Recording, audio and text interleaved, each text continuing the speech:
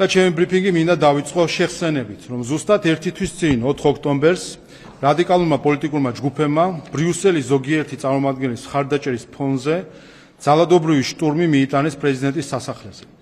სახელმწიფო ბეწვზე გადაურჩა სისხლის ზღვასა და წარსულ ქაოსში დაბრუნებას. კარგი იქნებოდა დღეს მაინც მოგვესმინა ბრიუსელის მკაფიო არაურაზროვანი პოზიცია საქართველოში რადიკალურ ჯგუფებზე, ხელისუფლების დამხობაზე, რომლის უკანაც არც თუ უარგუმენტოდ ძაფები მიდის თავად ბრიუსელთან.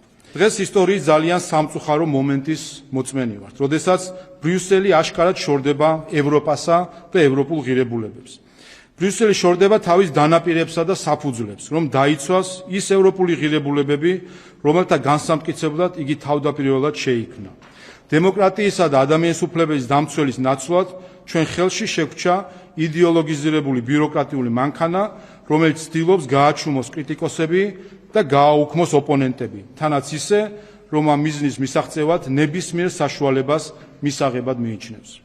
საქართველოსთან დაკავშირებით ბრიუსელის ღირებულებითი უკუსვლა განსაკუთრებით გამოჩნდა 2022 წლის ზაფხულში, როდესაც საქართველოს უარი ეთქვა ევროკავშირის კანდიდატი ქვეყნის სტატუსზე, მიუხედავად იმისა, რომ საქართველო აშკარად იყო და არის მოლდოვასა და უკრაინაზე წინ ევროკავშირთან ინტეგრაციის ყველა ძირითად მაჩვენებლის მიხედვით. ხელის გულზედებს, რომ ამ უსამართლობის მიზანი საქართველოში არეულობის გამოწვევა იყო. უფრო მეტიც, ზოგიერთი პოსტსაბჭოთა ევროპოლიტიკოსი თავიანთ ვიწრო გეოპოლიტიკურ ნარატივებსა და ინტერესებს პედალირებს, რათა აიძულოს საქართველო რუსეთთან უფრო ღრმა კონფლიქტში შევიდეს საკუთარი უსაფრთხოებისა და ტერიტორიული მთლიანობის ფასად. ეს ყველაფერი კეთდება იმის მიუხედავად, რომ ყველაზე ძვირფასი ევროპული იდეალი უნდა იყოს მშვიდობა და კონფლიქტის გადაჭრა და არა ომისა და კონფლიქტის დათესვა და გაღვივება.